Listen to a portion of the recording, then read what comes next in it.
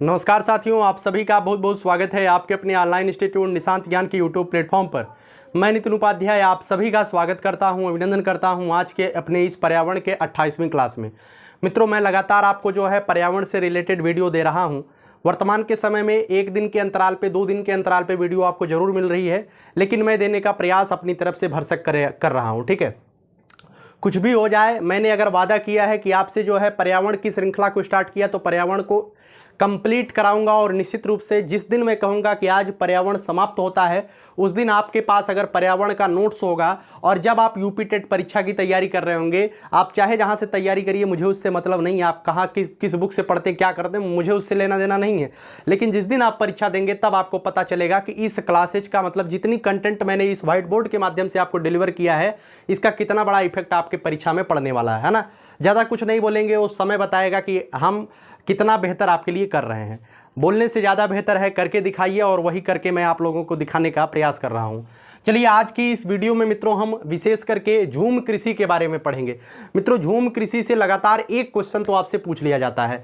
एक क्वेश्चन बस यही पूछा जाता है कि झूम कृषि भारत के किन राज्यों में होता है, या झूम कृषि का मतलब क्या होता है। एक क्वेश्चन पूछा जाता है विशेष करके। लेकिन जिस तरीके से यूपी टेट में या सी टेट में जिस तरीके से कंपटीशन बढ़ रहा है, जिस तरीके से प्रश्नों की प्रवृत्ति या प्रश्नों की कठिनाई का स्तर बढ़ रहा है, उसे देख करके पता लगाया जा सकता है कि आगामी समय में झूम कृषि किस तरीके से क्वेश्चन आपके सामने पुटअप किया जा सकता है। सभी चीज़ें मैंने जो है इसमें रखा है। विशेष करके ये क्लास छोटी सी होगी, लेकिन इस क्लास में बहुत सारी चीज़ें आपको झूम कृषि के बारे में सीखने को मिलेंगी। ठीक है, सबसे पहले 2 प्रश्नों का जवाब आपको देना है। 2 प्रश्न मैं आपके साथ ही मैं बताऊंगा।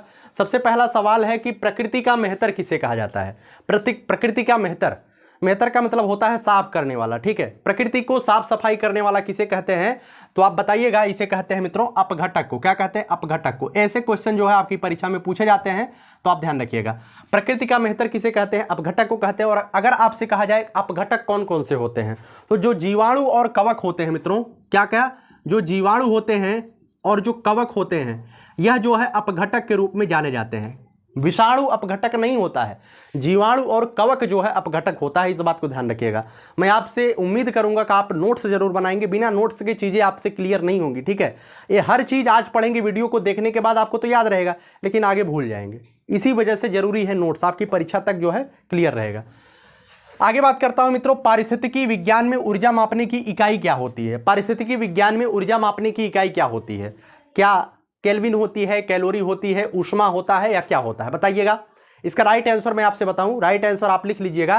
पारिस्थितिकी विज्ञान में जो ऊर्जा मापने की इकाई होती है मित्रों, उसे हम क्लियरली डायरेक्टली ऊष्मा ही बोलते हैं। क्या बोलते हैं? ऊष्मा ही बोलते हैं। ठीक है, इस बात को आप ध्यान रखिएगा। जो ऊर्जा का पिरामिड होता है, आप सभी लोग जानते हैं ऊर्जा के पिरामिड में, ऊर्जा का पिरामिड सदैव कैसा होता है, तो ऊर्जा का पिरामिड जो होता है वो सदैव सीधा होता है। आप लिख लीजिएगा, एक फैक्ट के रूप में लिखिएगा कि ऊर्जा का पिरामिड जो है सदैव सीधा होता है। इस बात को ध्यान रखिएगा। और ऊर्जा के पिरामिड में जो ऊर्जा का प्रवाह होता है वो 10% होता है। आपसे क्वेश्चन किया जाता है कि ऊर्जा के पिरामिड में 10% प्रवाह का नियम, ऊर्जा के 10% प्रवाह का नियम किसने दिया था? इसे भी आप लिखिएगा। अगर आप नोट्स बना रहे हैं तो हमारे कहने पर आप जरूर लिखिएगा, ऊर्जा के पिरामिड में 10% ऊर्जा के प्रवाह का नियम किसने दिया था? तो लिंडेमान ने दिया था। किसने दिया था? लिंडेमान ने दिया था। एक क्वेश्चन आपके लिए इंपॉर्टेंट है, आपके यूपी टेट में पूछा गया है और आगे भी पूछने की संभावना है। ठीक है, अभी जो फिलहाल के लिए यूपी टेट हुआ था, इसमें क्या हुआ था? लोग कह रहे थे कि 2017 के प्रश्न जो है रिपीटेड हुए हैं। मित्रों, 2017 के प्रश्न रिपीट जरूर हुए हैं, लेकिन 12 लाख बच्चे पेपर दिए थे, उसमें से मात्र 3 लाख बच्चे ही पास हुए, 9 लाख घर पे बैठे। उसका कारण यही है, पढ़ने वाले बच्चों की संख्या कम है। अगर निरंतर तरीके से आप पढ़ाई करते हैं तो निश्चित रूप से यहाँ आपकी नौकरी फिक्स रहेगी। चलिए आगे बात करते हैं मित्रों स्थानांतरणशील कृषि के बारे में, जिसे हम शिफ्टिंग कृषि के नाम से जानते हैं। क्या कहते हैं? शिफ्टिंग एग्रीकल्चर बोलते हैं। या भारत में विशेष करके अगर बात किया जाए भारत में किस किस नाम से जाना जाता है, तो झूम कृषि के नाम से जाना जाता है। अब थोड़ा सा विशेष आइडिया मैं आपको बता दूं, ये झूम कृषि क्या होता है मित्रों? यह कृषि जो है जनजातीय समुदायों के द्वारा किया जाता है। ना ही उनका कोई निजी आवास होता है, ना ही उनका कोई निजी कृषि या खेती योग्य भूमि होती है। वह जो है जंगलों को काट करके वहां पे खेती करते हैं, जंगलों को कटाई करने के बाद वहां खेती करते हैं। और एक बात, जब खेती कर लेंगे तो उनके पास खाद वगैरह तो होता नहीं है। जब खाद वगैरह नहीं होता है तो एक ही बार में उस धरती का जो उपजाऊपना होता है वह फसल के साथ वो लोग यूज कर लेते हैं। फिर दूसरी बार अगर उसमें फसल बोएंगे तो कुछ ज़्यादा लाभ उन्हें नहीं देगा, या यूँ कहें तो लाभ तो बिल्कुल ही नहीं देगा। ना ही वो खेती को जो है सिंचाई करते हैं, ना ही वो कोई खाद डालते हैं, ऐसे ही बीज बो देते हैं। अगर मतलब कि उसमें फसल आ जाए तो उनके हित की बात होती है। तो एक बार अगर कुछ भी आप प्रयोग नहीं कर रहे हैं तो खेती का जो जमीन का पोषक तत्व होता है पहली बार में खत्म हो जाता है। दूसरी बार उसे अतिरिक्त पोषक तत्व देने की आवश्यकता पड़ती है, लेकिन उनके पास ऐसा कुछ नहीं होता है। इस वजह से वो उस स्थान को छोड़ करके दूसरे स्थान पर चले जाते हैं। जिस स्थान को वो काट छाट करके खेती किए रहते हैं उस स्थान को वैसे ही छोड़ देते हैं कम से कम 4-5 सालों के लिए। फिर उसके बाद दूसरे स्थान पर जाकर के वही प्रक्रिया करते हैं। फिर जब वहां से जो है खेती करके चले जाते हैं फिर कहीं तीसरे स्थान पर जाते हैं। इसी वजह से इसे जो है झूम खेती के नाम से जाना जाता है। क्या कहा जाता है? झूम कृषि। ठीक है, अब देखिएगा जनजातीय, यहां पे मैंने लिखा है जनजातीय समुदायों द्वारा स्थानों का स्थानांतरण करने की जाने वाली कृषि स्थानांतरणशील कृषि कहलाती है। ठीक है, पूर्वोत्तर में इसी कृषि को झूम कहते हैं।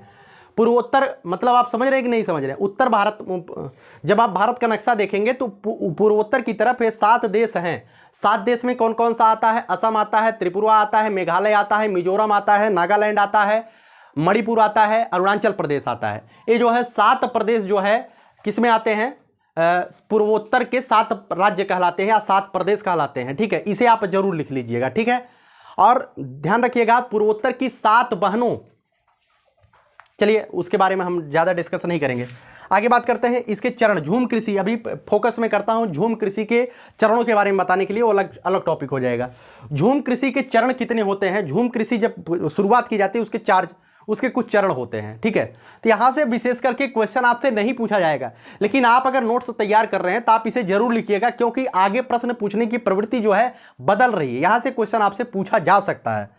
दिसंबर माह से पूर्व जनजातीय समुदायों द्वारा इलाकों का चयन किया जाता है। दिसंबर माह से पहले जाते हैं, ठंडी के महीने में इलाकों का चयन करते हैं कहाँ पे हमें खेती करनी है।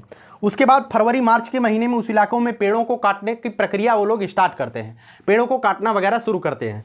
उसके बाद उसके पश्चात वो क्या करते हैं? मार्च वगैरह में ही जब वो क्या करते हैं, उसे क्या करते हैं? गोदना प्रारंभ करते हैं। गोदना का मतलब हमारे अवधी प्रदेश में जो कहते हैं गोड़ना, है ना, लेकिन उसे गोदना कहा जाता है। चाकू के माध्यम से, कुदाल के माध्यम से, या किसी भी उनके पास जो भी हथियार रहता है उसे वो लोग खुदाई करते हैं। खुदाई करने के बाद उसमें जो है बीजारोपण कर देते हैं, अर्थात बीज बो देते हैं। ठीक है, बीज बोने के बाद जो है वो फसल काट लेते हैं। फसल काटने के बाद वहां से जो है 3 से 5 साल तक के लिए इलाके को परती छोड़ देते हैं, या यूं कहे तो इलाके को ही छोड़ करके वो लोग चले जाते हैं। और वह लोग जो है उसी स्थान का चयन करते हैं जहां पर थोड़ी बहुत पानी की मात्रा पाई जाए, क्योंकि उन्हें पीने के लिए भी पानी चाहिए। पानी के मात्रा वाले स्थानों को लोग ज्यादा प्रेफरेंस देते हैं, ज्यादा चयन करते हैं। ठीक है, आगे जहां से आपसे क्वेश्चन पूछा जाता है, भारत में स्थानांतरण कृषि के विभिन्न नाम, अर्थात भारत में भी स्थानांतरण जो कृषि है, जैसे पूर्वोत्तर में इसे झूम कृषि बोला जाता है, कुछ और स्थानों पर इसके अलग अलग नाम होते हैं जो कि आपसे क्वेश्चन के माध्यम से परीक्षा में पूछे जाते हैं। जैसे यहां पर लिखा गया झूम कृषि, स्थानांतरणशील कृषि का नाम लिखा गया है, यहां पर लिखा गया है संबंधित राज्य। ठीक है, आप जरूर लिखिएगा। झूम कृषि कहां कहां पे होता है? तो पूर्वोत्तर राज्य में होता है, और पूर्वोत्तर राज्य में 7 राज्य कौन कौन से होते हैं मैंने आपको बताया है, आप जरूर उसे लिख लीजिएगा। ठीक है, वीडियो को पीछे करिए, मैंने आपको बताया है कि पूर्वोत्तर में 7 राज्य कौन कौन से आता है, आप उसे जरूर लिखिएगा। नहीं आता है तो पूर्वोत्तर के 7 राज्यों को आप सर्च करिए, सर्च करके आगे जरूर लिखिएगा। ठीक है, क्योंकि वहां से क्वेश्चन पूछा जाएगा निम्नलिखित में से पूर्वोत्तर के राज्यों में कौन शामिल नहीं है। आपसे ऐसे भी क्वेश्चन पूछे जाएंगे, और धीरे धीरे प्रश्नों की प्रवृत्ति में बदलाव हो रहा है। या यूं कहें तो आपकी परीक्षा में, अभी तो मैं पर्यावरण पढ़ा रहा हूं, लेकिन आपकी पर्यावरण की परीक्षा में 7 क्वेश्चन तक, 6 से 7, या यूं कहें तो 6 से 8 क्वेश्चन तक आपके संविधान से पूछा जा रहा है। तो संविधान का एक विशेष चैप्टर आपके लिए मैं शुरू करूंगा। ज्यादा से ज्यादा 4 से 5 वीडियो में मैं पूरे के पूरे पर्यावरणीय संविधान, जो कि प्रश्नों की प्रवृत्ति यूपी टेट में बढ़ रही है, मैं उसे कंप्लीट कराने का प्रयास करूंगा। ठीक है, 6 से 8 क्वेश्चन वहां से आता है। झूम कृषि कहां पे कहते हैं? पूर्वोत्तर राज्य में कहते हैं। बेवार एवं डहियार कृषि, क्या? बेवार एवं डहियार कृषि, ये आपके लिए इंपॉर्टेंट है, क्योंकि यह उत्तर प्रदेश के बुंदेलखंड एरिया में पाया जाता है।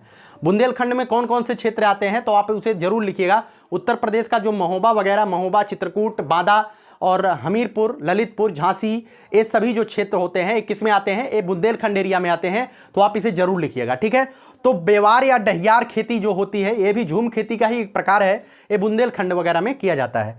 आगे बात करें मित्रों, पोडू, जो कि आपके लिए इंपॉर्टेंट है। पोडू कहां पे होता है? तो पोडू जो है आंध्र प्रदेश में होता है। कहां? पोडू जो है आंध्र प्रदेश में होता है। अभी आंध्र प्रदेश से जो है एक राज्य अलग कर दिया गया है, आप सभी लोग जानते हैं तेलंगाना।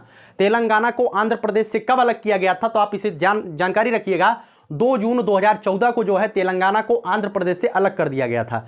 वर्तमान के समय में जो पहले आंध्र प्रदेश की राजधानी हुआ करती थी, क्या आंध्र प्रदेश की पहले राजधानी हैदराबाद हुआ करती थी, लेकिन आंध्र प्रदेश की राजधानी अब हैदराबाद नहीं है, क्योंकि हैदराबाद कहां पहुंच गया है, तेलंगाना में। अब तेलंगाना की राजधानी हैदराबाद है और आंध्र प्रदेश की राजधानी की बात की जाए तो आंध्र प्रदेश की राजधानी जो है अमरावती है। ध्यान रखिएगा, आपसे क्वेश्चन पूछा जा सकता है, क्योंकि ऐसे विशेष क्वेश्चन, बेसिक क्वेश्चन ही आपसे पूछे जाएंगे।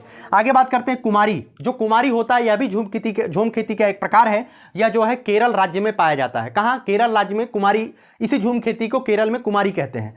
कमान, विंगा या धावी, ये अलग अलग है, ध्यान रखिएगा। कमान, विंगा या धावी, ये तीनों खेती जो होती है ये उड़ीसा राज्य में होती है। कहाँ होती है? उड़ीसा राज्य में ये खेती की जाती है।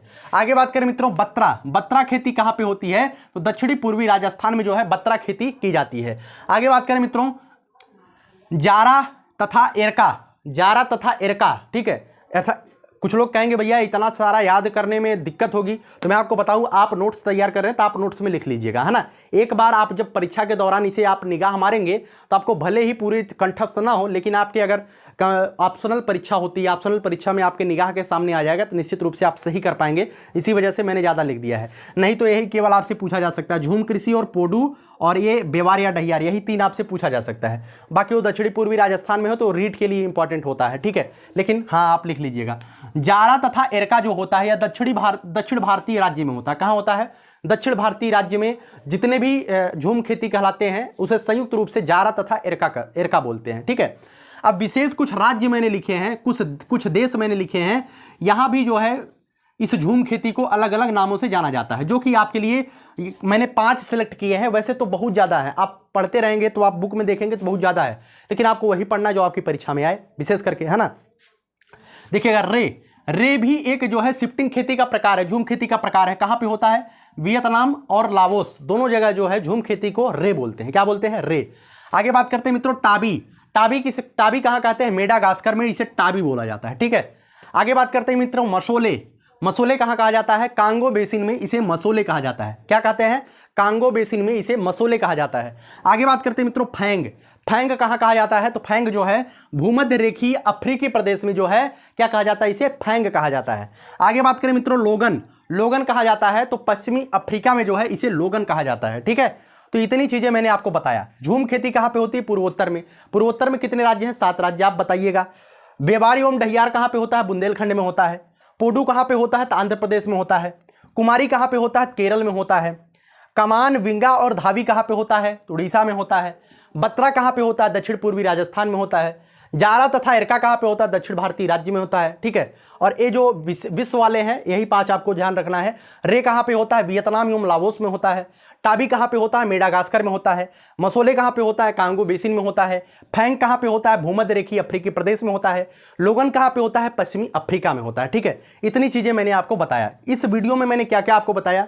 इस वीडियो में मैंने अभी तक जो है शिफ्टिंग खेती के बारे में, झूम कृषि के बारे में आपको समझाने का प्रयास किया। अब इसे आप नोट्स बनाइएगा, जरूर लिखिएगा अच्छी तरीके से। अब हम आपके सामने कुछ सवाल रखते हैं, जिन सवालों को वीडियो थोड़ा सा ठीक ठाक लेवल पे चला जाए। अर्थात इन सवालों को मैं इस वजह से कर रहा हूं क्योंकि आपका जो पहले मैंने पढ़ाया है उसमें से कुछ सवाल आपके सामने में रखता हूं जो कि इंपॉर्टेंट रहेगा आपके लिए, और इस चैप्टर आपने नोट्स में लिखिएगा और उन प्रश्नों को भी नोट्स में ऐड कर लीजिएगा, ठीक है। तो चलिए अगली स्लाइड में आपके सामने मैंने जो है 10 सवाल लिखे हैं। इन 10 सवालों को विशेष करके आपके पर्यावरण को, मतलब यूपी टेट के पर्यावरण को टारगेट करते हुए ये 10 सवाल लिखे गए हैं। आप अपने नोट्स में जरूर ऐड करिएगा, निश्चित रूप से आपकी परीक्षा के लिए लाभदायक साबित होंगे।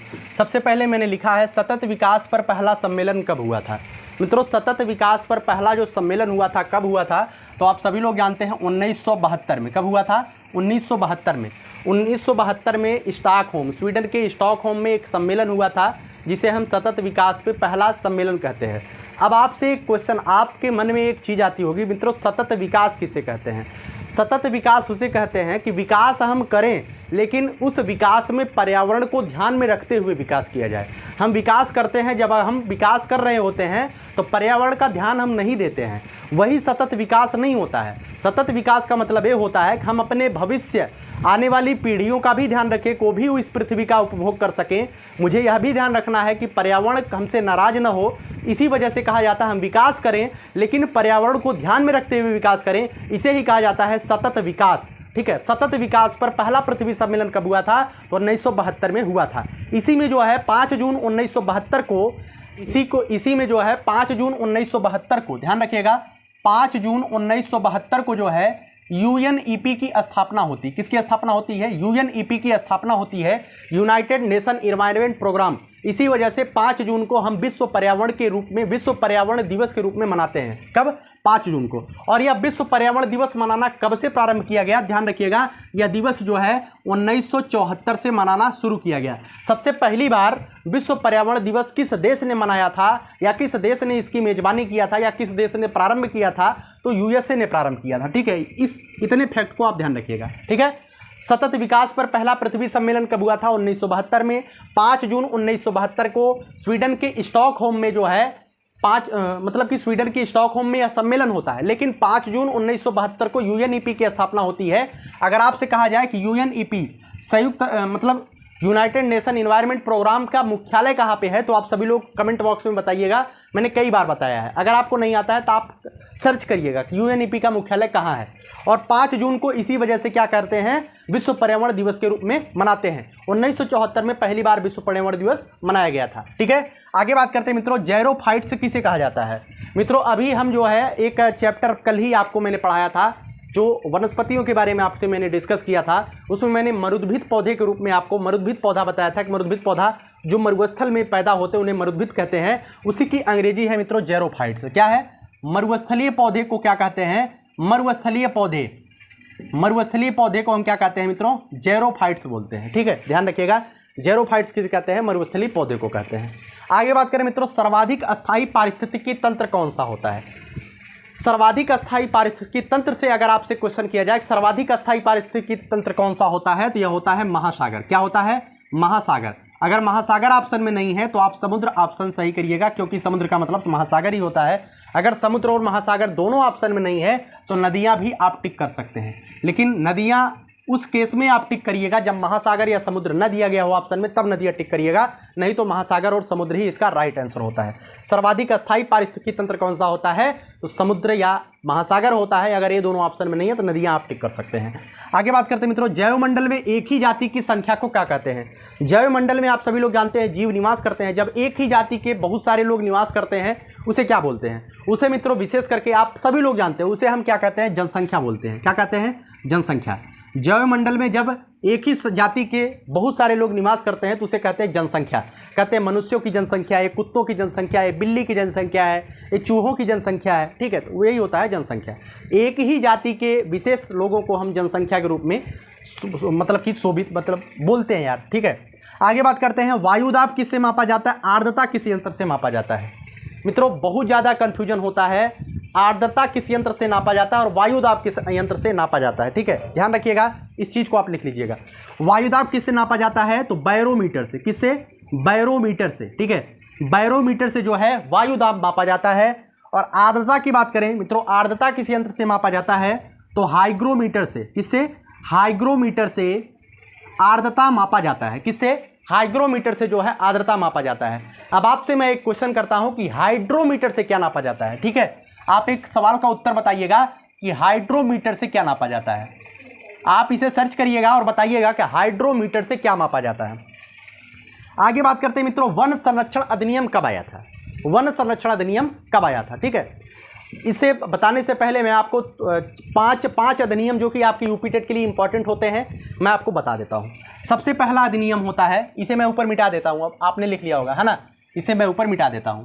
सबसे पहला अधिनियम जो आया था मित्रों उसे हम कहते हैं वन्यजीव संरक्षण अधिनियम। ऊपर आ रहा है, वन्यजीव संरक्षण अधिनियम। वन्यजीव संरक्षण अधिनियम कब आया था मित्रों? तो 1972 में आया था। आपसे क्वेश्चन यहां से पूछा जाता है, वन्यजीव संरक्षण अधिनियम कब आया था? 1972 में आया था। आगे बात करते हैं, एक अधिनियम और आता है पर्यावरण संरक्षण अधिनियम। पर्यावरण संरक्षण अधिनियम, पर्यावरण संरक्षण अधिनियम यह कब आया था? यह जो है मित्रों 1986 में आया था। कब आया था? 1986 में आया था। अब ध्यान रखिएगा, अगर केवल वन लिखा रहे, ध्यान रखिएगा, अगर वन्य जीव संरक्षण अधिनियम लिखा है तो 1972 में आया था, लेकिन केवल ये लिखा रहे कि वन संरक्षण अधिनियम, क्या लिखा रहे? वन संरक्षण अधिनियम कब पारित हुआ था? वन संरक्षण अधिनियम कब पारित हुआ था? ध्यान रखिएगा, यह 1980 में पारित हुआ था। ठीक है, यह कब पारित हुआ था? 1980 में। एक अधिनियम और आता है जैव विविधता अधिनियम। क्या है? जैव विविधता अधिनियम। जैव विविधता अधिनियम भारत में कब पारित हुआ था? ध्यान रखिएगा, वर्ष 2002 में। कब? 2002 में। ये 4 अधिनियम आपके लिए इंपॉर्टेंट है। वन्य जीव संरक्षण अधिनियम 1972 में, पर्यावरण संरक्षण अधिनियम 1986 में, लेकिन अगर वन संरक्षण अधिनियम आपसे कहा जाए तो ध्यान रखिएगा 1980 में है। वन और वन्यजीव में बहुत बड़ा अंतर होता है। और जैव विविधता अधिनियम कब पारित हुआ था? तो वर्ष 2002 में पारित हुआ था। यह जो है 2021 के यूपी टेट में पूछा गया क्वेश्चन है कि जैव विविधता संरक्षण अधिनियम कब पारित हुआ, जैव विविधता अधिनियम कब पारित हुआ था? 2002 में। आपसे कहा जाए कि जैव विविधता डे अर्थात जैव विविधता दिवस कब मनाया जाता है? तो 22 मई को मनाया जाता है। कब? 22 मई को मनाया जाता है। ठीक है, पर्यावरण से रिलेटेड जितने भी इंपॉर्टेंट दिवस होते हैं मैंने आपको एक विशेष क्लास में करवाया है। आगे बात करते हैं, आपने ध्यान दी पर्यावरण संरक्षण अधिनियम कब बनाया जाता है? 1980 में। मनाया नहीं, यह अधिनियम पारित हुआ था। आगे बात करते हैं कृषि उद्यान का अध्ययन क्या कहलाता है? कृषि उद्यान का अध्ययन क्या कहलाता है? आप सभी लोग एसएससी का एक वैकेंसी होता है MTS, अगर आप मल्टीटास्किंग स्टाफ में नौकरी पाते हैं तो उसमें एक विभाग होता है हार्टिकल्चर विभाग। ठीक है, क्या होता है? हार्टिकल्चर विभाग।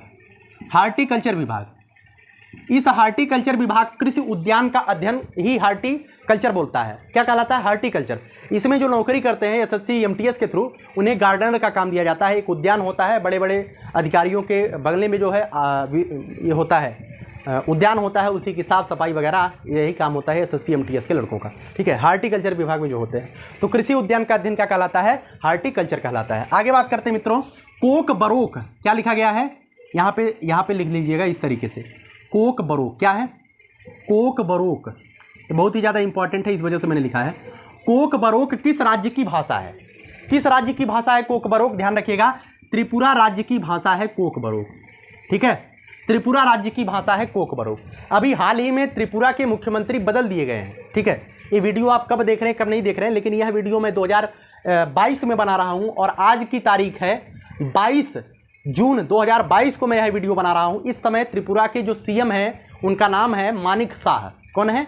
मानिक शाह वर्तमान में त्रिपुरा के CM हैं। जो त्रिपुरा के पुराने CM थे बिप्लव देव, उन्हें जो है हटा दिया गया है। मानिक शाह को जो है वर्तमान में त्रिपुरा का CM बनाया गया है। आगे बात करते हैं मित्रों, 10वां क्वेश्चन जो कि आपके लिए इंपॉर्टेंट है, उत्तर प्रदेश, क्योंकि उत्तर प्रदेश स्पेशल का भी अब क्वेश्चन आपसे यूपी टेट के पर्यावरण में पूछा जाने लगा है। थोड़ा थोड़ा अंतर हो रहा है। उत्तर प्रदेश से उत्तराखंड को कब अलग किया गया था? ध्यान रखिएगा, उत्तर प्रदेश से उत्तराखंड को, ध्यान रखिएगा, उत्तर प्रदेश से उत्तराखंड को 9 नवंबर सन 2000 ईस्वी को अलग किया गया था।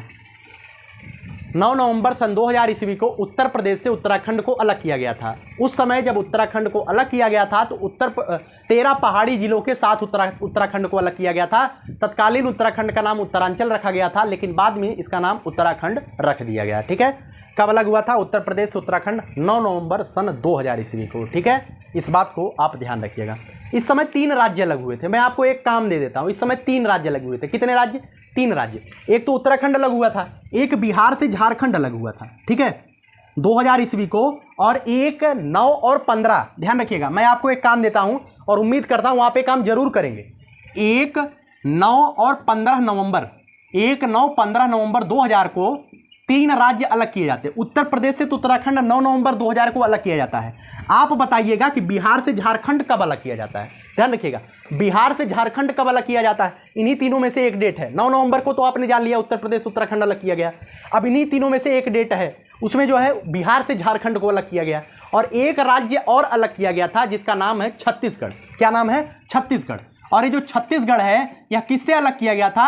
यह छत्तीसगढ़ जो है MP से अलग किया गया था। कहां से? MP से। आप बताइएगा MP से छत्तीसगढ़ को कब अलग किया गया था, और बिहार से झारखंड को कब अलग किया गया था, उत्तर प्रदेश से उत्तराखंड को कब अलग किया गया था? क्योंकि उत्तर प्रदेश से उत्तराखंड जब अलग किया गया था उसी के इर्द गिर्द में एक झारखंड भी अलग किया गया था बिहार से, मध्य प्रदेश से छत्तीसगढ़ को भी अलग किया गया था और उत्तर प्रदेश से उत्तराखंड को अलग किया गया था। तो 9 नवंबर के साथ साथ आपको इनके डेट भी आपको ध्यान रखना है। आप गूगल पे सर्च करिएगा, चाहे जहां से, आप कमेंट बॉक्स में जरूर लिखिएगा।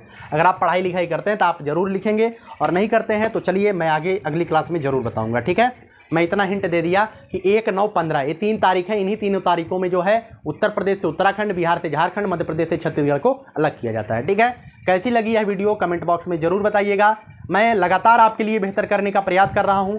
1-2 दिन के अंतराल पे वीडियो जरूर मिले, लेकिन मैं देने का प्रयास लगातार करता रहूंगा। अभी बहुत कुछ बाकी है। अभी 28 वीडियो हुए हैं पर्यावरण को लेकर के। अभी लगभग 10 से 15 वीडियो ना 40 वीडियो के करीब, 40 से 42 वीडियो के करीब मैं एक श्रृंखला बना करके पर्यावरण की रख दूंगा। उसके बाद जब भी आप पर्यावरण, जैसे आगे भी मैं पर्यावरण वगैरह पढ़ाता रहूँगा, तो उस समय मुझे लेक्चर लेने की आवश्यकता नहीं रहेगी। उस समय मैं किसी कंटेंट राइटर से, या जो कोई लिखता होगा, टाइप करता होगा, उससे मैं क्वेश्चन टाइप करवाऊँगा। उसके बाद लाइव आने का प्रयास करूँगा और आपसे जो है केवल क्वेश्चन आंसर पर डिस्कशन किया जाएगा, क्योंकि मैंने पहले थ्योरेटिकल पार्ट कवर करा दिया होगा। ठीक है, उसके बाद मैं अगली जो श्रृंखला शुरू करूँगा, पर्यावरण के समाप्त होने के बाद मनोविज्ञान शुरू करूंगा। मनोविज्ञान में 25-26 वीडियो मैं सिद्धांतों का दे दिया हूं। अब जो वीडियो बचे हैं उसे मैं कवर कराऊंगा, उसमें भी अभी 20 वीडियो वगैरह जाएंगे। ठीक है, उसके बाद संस्कृत मैं कवर कराऊंगा। इंग्लिश बहुत ज़्यादा मुझे नहीं आती, इस वजह से इंग्लिश में नहीं कवर कराऊंगा, संस्कृत कवर कराऊंगा। संस्कृत के बाद मैथ, जो गणित सब्जेक्ट है, मैं पूरे के पूरे यूपी टेट के सिलेबस पर आधारित गणित को कंप्लीट करवाऊंगा। उसके बाद एक आपका बचता हिंदी। हिंदी को मैंने बहुत बेहतरीन तरीके से 25-26 क्लासेज लिया है और यूपी टेट को टारगेट करते हुए लिया है। उसमें भी कुछ चीज़ें बच रही हैं अभी, जैसे रक्षण अलंकार वगैरह बच रहे हैं, उसे मैं ज़रूर कवर करवाऊँगा। ठीक है, मैं दावा करता हूँ कि आगामी समय में जब आप यूपी टेट देने लायक रहेंगे, जब होंगे, तो सौभाग्य मेरे साथ रहा, भाग्य मेरा मित्र रहा, तो निश्चित रूप से फ्री ऑफ कास्ट इसी चैनल पे हर एक चीज़ में पूरा करवा के ही आपको दम लूँगा। ठीक है, इसी के साथ मैं इस वीडियो को समाप्त करता हूं। अंत में यही कहूंगा, यही जज्बा रहा तो मुश्किलों का हल भी निकलेगा। जमी बंजर हुई तो क्या वहीं से जल भी निकलेगा। न हो मायूस न घबराई इस अंधेरे से मेरे साथी, इन्हीं रातों के दामन से सुनहरा कल भी निकलेगा। लगातार प्रयास करिए बेहतर करने के लिए। हम अपनी तरफ से आपके लिए बेहतर करने का हमेशा प्रयास करते रहेंगे। ठीक है, बहुत बहुत धन्यवाद। जय हिंद, जय